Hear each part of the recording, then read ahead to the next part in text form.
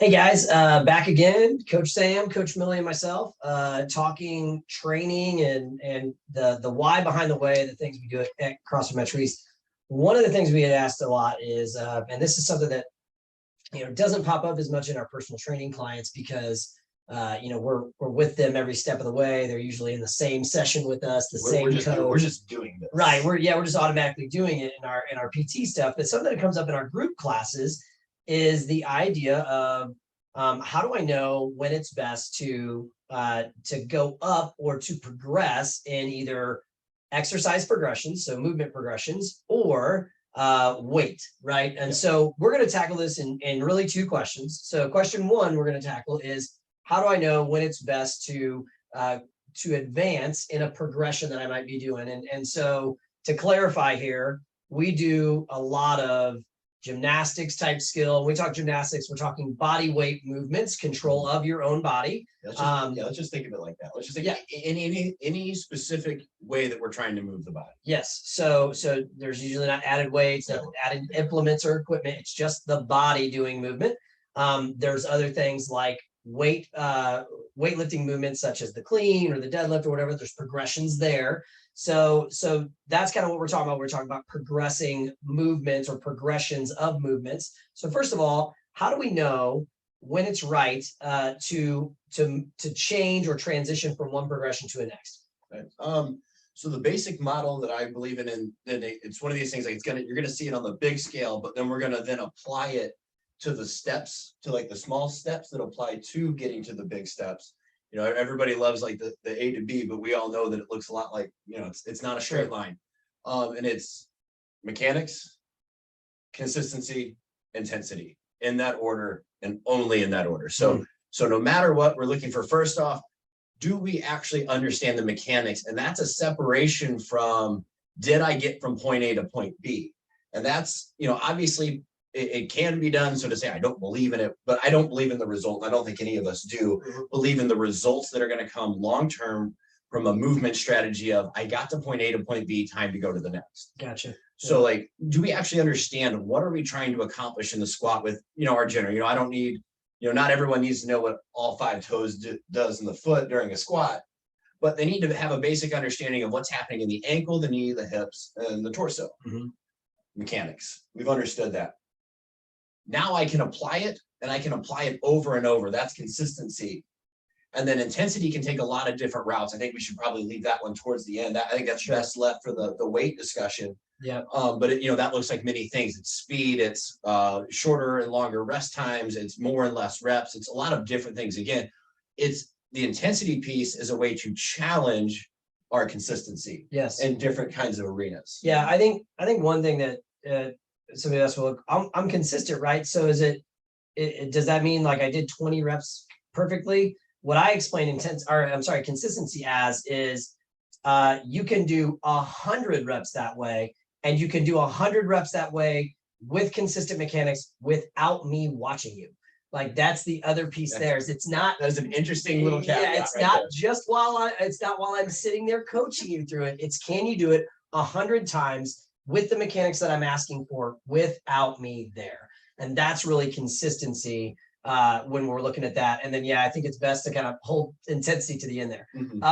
Anything else to add there, Coach? I was just thinking that when we talk about progressions, I think a lot of times members might feel like, oh, well, if I'm not strong enough to do something, but you pointed out that the mechanics, you can be strong enough, but if you do it poorly, you should not progress until you have those basics nailed down. It's not necessarily a matter of strength, but of skill is the kind of the foundation for that. This idea of mechanics intensity, or mechanics consistency, and then intensity. Number one, this is a long-term training principle within CrossFit methodology. Number one, but it shouldn't even just be privy to only CrossFit. This should be with any training program. Because intensity, it doesn't just mean like, oh, high intensity exercise. That's not what we're talking about. Intensity is variable based on a lot of things. Actually, load can increase intensity of a movement. So it's not just about high intensity exercise. A lot of people think that CrossFit is, but the mechanics and consistency aspect, like this is something that is so important to us for safety for our clients, the safety feature, because if we skip, if I always explain this to a newer, client of ours is if we don't, if this is a linear progression, it is not a, you don't get to piggyback or jump over that, because when you go from mechanics and then to intensity, well, what becomes inconsistent is mechanics with intensity. So yeah, so like my little question is, when you're tired, can you make it look the same? Yeah. And that, in a lot of ways, it's a very oversimplified answer, Mhm. but it's a very good one, especially if somebody who's listening isn't working with the coach, or doesn't work with the coach for one of a myriad of reasons that is reasonable. Can you execute at the same quality when you're tired? Yeah. And that is a really good screen and a really good way to keep yourself healthy and keep yourself training. For sure. Yeah. Anything else on so do we feel like we answer that idea of, mechanics, consistency of those mechanics, moving in the progressions? I guess we get more into the next, a little bit of why, and then Okay. how to make a decision. Okay. Yeah.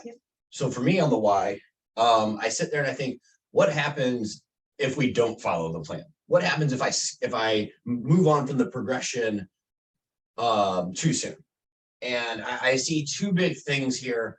And the safety is kind of the underlying issue, can become the underlying issue on anything that you progress too fast. So I'm going to kind of not gloss over, but understand that this is part of it all. Mhm. Is one, when I move on from a progression before I truly owned it, that means that there are benefits from that base level of movement that I had not gotten.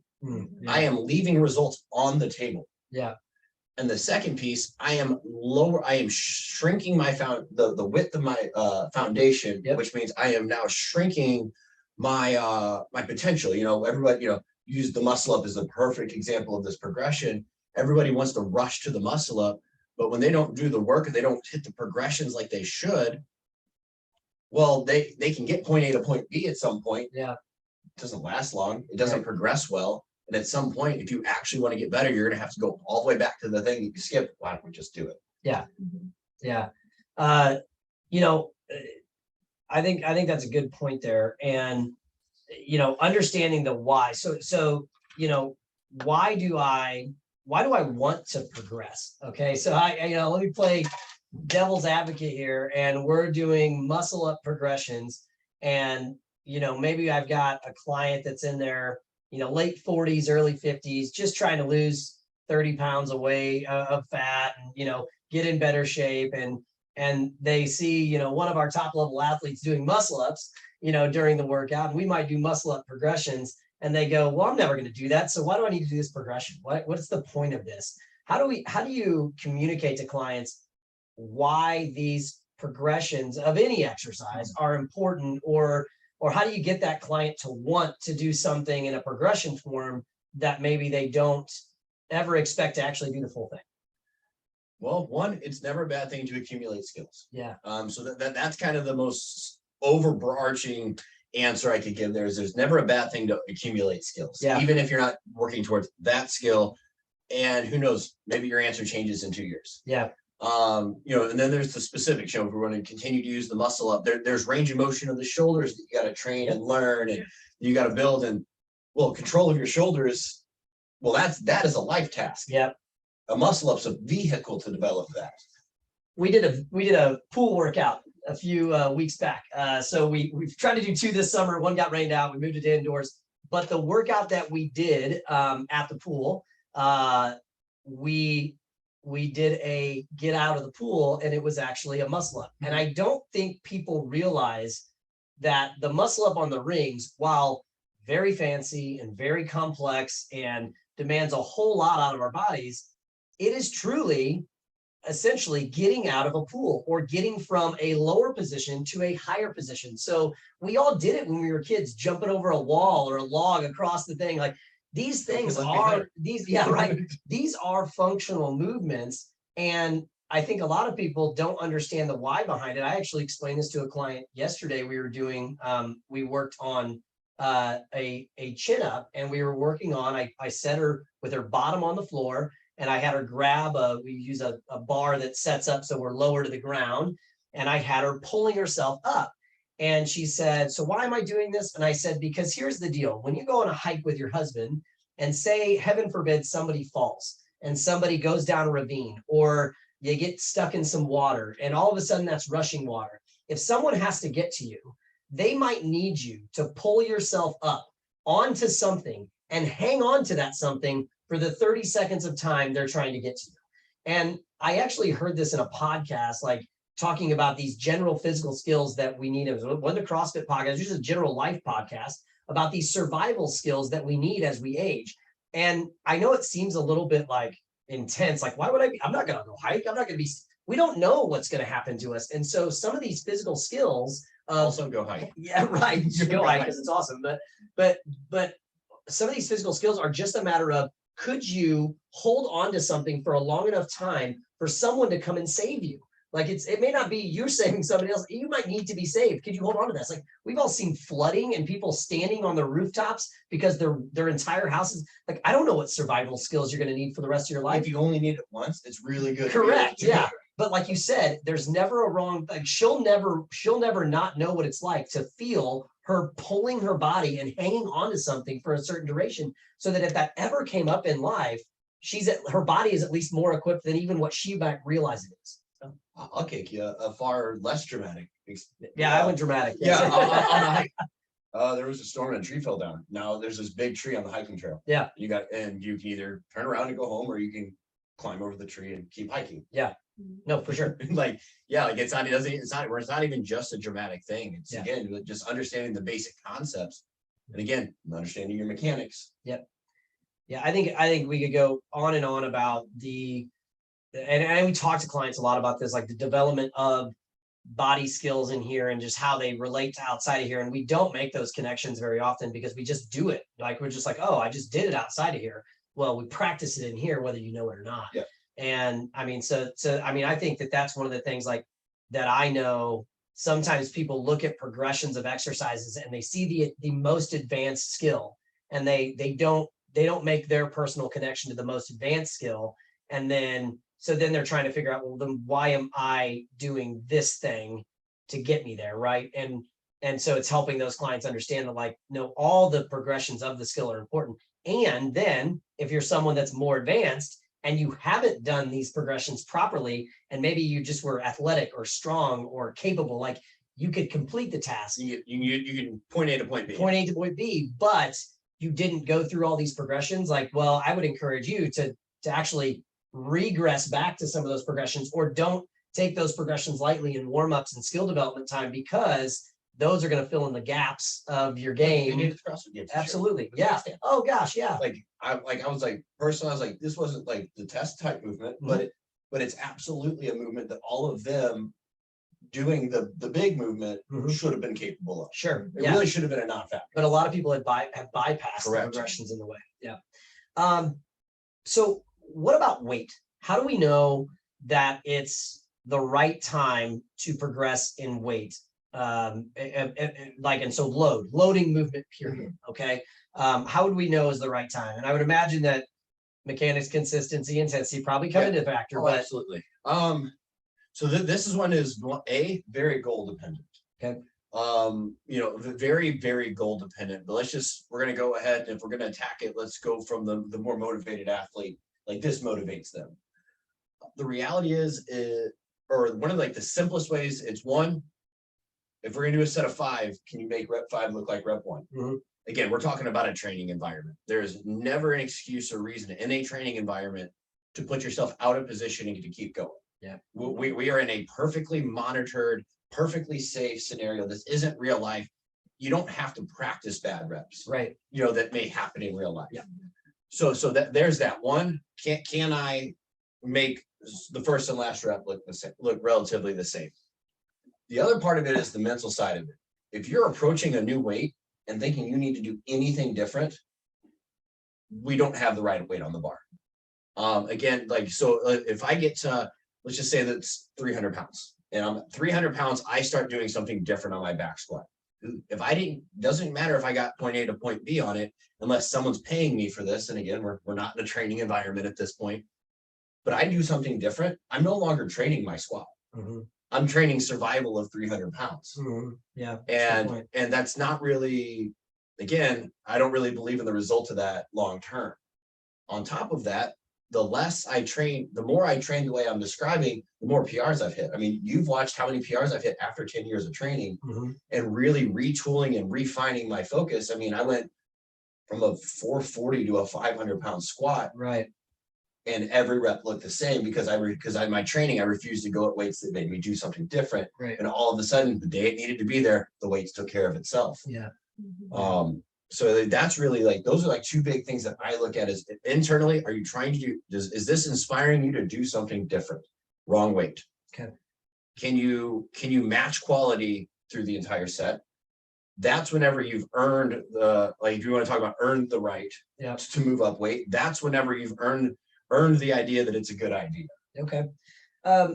Coach Millie, maybe you could talk on this, because I know that you probably had more of these conversations with maybe our female demographic in regards to one, I think there's a lot of, the common thing was like, well, I don't want to lift weights because I feel like I'm going to get bulky. Okay. So there's the females that don't want to go heavier because they don't want to get bulky.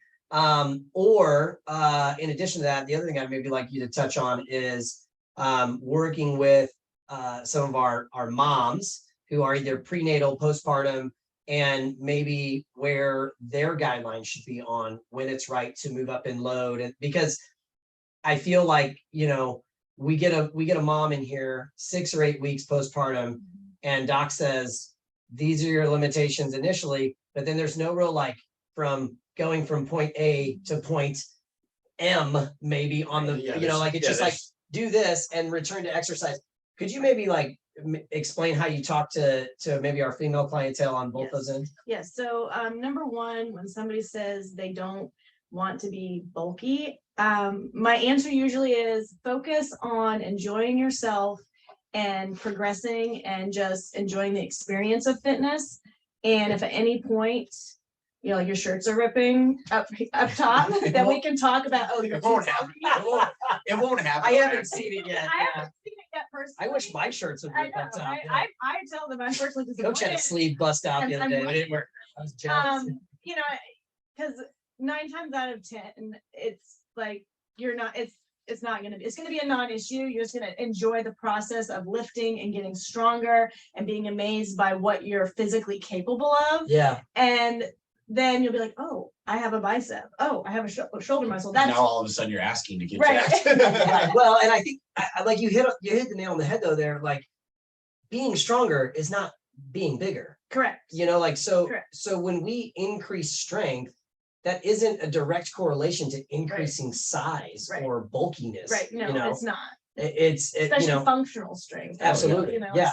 And I think the other thing too is I that comment usually is met with, when I think about this, I'm like, well, here's the deal. Like eating to gain size of muscles is very different than the way we usually instruct most of our clients. And again, goal dependent a little bit, but so exhausting. I mean, it's just, so like most of us aren't eating to gain size. If you see the women at the CrossFit Games, trust me, they're eating way more. They are eating and training. They're right. I doubt any of them are under 2,500 Oh, calories. yeah. No. Oh, no. So seems like in order for you, and obviously again, there's genetics, but that doesn't matter. Like in order to look like that, you have to eat a ton, train a ton, and again, it's goal specific. If you're working out for general fitness, to have fun, to get stronger, to enjoy the process, you don't need to worry about that. I can guarantee it. And if I'm wrong, I will apologize to you. Well, and again, when we're increasing load in that sense, like we're wanting you to increase load because your body will demand more load to continue to grow in strength or progress in strength. And a lot of our newer clients, they don't realize that like the loads you're lifting in the beginning, because of mechanics and consistency, your capacity to actually move load, like you might go up 100 pounds in your deadlift in 1 year, not because you were so weak when you started, but you were learning so much, and your body is responding to that training stimulus all the time, that like you could go up in 100 pounds in your deadlift and potentially lose weight or lose, Correct. We have a lot of people that do that. Oh, I mean, the reality is, at any stage of your fitness journey, it's just much more prevalent in the beginning. Yeah. To increase your skill is almost is very likely to increase the loads that you can handle. Yeah. Just by improving the skill side of How things. you move your body. Again, that's how I've continued 10, 12 Sure. years into Yeah, this it's to still- continue to hit PRs as I continue to, every time I squat, every time I deadlift, and this is pre and post amputation. Everyone's a skill session. If it's not game day, it's training. Right, so So then the for postpartum, the postpartum is very individualized based off of the type of birth that you had. Did you end up needing a C-section? Did you push for 12 hours with nothing? And that, there's so many variables that is a more individualized answer. Sure. But my number one recommendation is even if the doctor at 6 weeks says, oh, go be free. All women 100% need to see a pelvic floor physical therapist. And I really rely on the data from that visit as to how to progress you successfully with your, fitness journey after having a baby. But number one, see a physical floor, a pelvic floor physical therapist. And then we can take, what their input is on, on how to progress you. I think what's so important to, for our females to understand is that like, it doesn't really matter where you were prior to pregnancy and prior to childbirth, that event changes so much in your body. And the effect is different for each female, but you're spot on. Something that we do with all of our female clients that one, prenatal. So as soon as they wind up pregnant, we sometimes there's something in the water here per season that this happens way more often in seasons. But one thing is they sit down with Millie, because she's kind of where we have termed her our women's health specialist. So they sit down with her initially and they talk about what this looks like training prior to birth. And then after that, when they go, hey, I'm ready. And sometimes I'll get that text message like, hey, I'm ready to come back. I'm like, no, you're not. You're gonna meet with Coach Millie before you go back anywhere. And then they sit down and do that same exact conversation of where are we at now? What was the childbirth like? Were there any things? Have you seen a pelvic floor specialist yet? And I mean, we're very guided in how we want our women to return, because I think sometimes I know in the conversations that I've overheard with some of the talks we've had with women, and we've had some specialists come in and talk, is that some females believe like, well, that's just how things are now. And that's not really how we think you should be approaching your training moving forward. Correct. Slow and trusting the process and building off of the mechanics and slowly adding in all the elements that we talked about is going to get you where you want to be, healthier and stronger than if you rush that process. For sure. So would you say full disclosure, Millie is in this process right now. As I've seen you progress and I've seen you get back into the gym, would you say that, and if I'm wrong, just maybe give one or two things that you do think, like, would you say that what you're looking for in terms of like making a weight jump, or moving on to the next progression, is it a comfort level that you're looking for? Or is it a level of like, oh, this needs to be this easy or this comfortable, or what would you say, like, what would be like one or two quick points that you're looking for that you're going to see Millie make a progression with? So for me personally, number one is that there is no leaking. I'm not leaking urine with any lifts. If I'm leaking, that means I don't have control of my pelvic floor, and either I shouldn't be doing that weight or I shouldn't be doing that movement. And number two is, because I do have an abdominal separation, which all women do postpartum, just some heal back up on their own, mine does not. If I feel my core give, and that's my best, I'm not connected and I feel it give, it domes, then that's another cue to me. Okay, you need to go lighter, you need to rebrace, refocus on your breathing, not do that movement at all, or lighten the movement. So I think that was a good point. Like, you shouldn't be doing that movement. So that would mean that like we might be in a different progression of a movement, or less load or no load or something like that. We could probably have a whole new conversation on that. And I think we will probably, because and this stuff is just so important to us. But for now, coaches, I really appreciate it. I think this is huge. If you have more questions on how you should progress exercise, going up in load or going down in load, or even prenatal postpartum stuff, definitely hit us up on our website, crossfitmetries.com. You can click the learn more button or schedule a free intro, or you can hit us up just on Instagram or Facebook. We're all on there, at Sam Schaefer 1, at Mrs. Patterson, at the Coach Josh.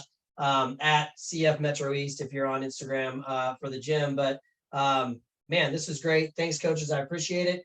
Look for more information around what we're going to be putting out next week, the why behind the way here at CrossFit Metro East. Take care. See you later, guys.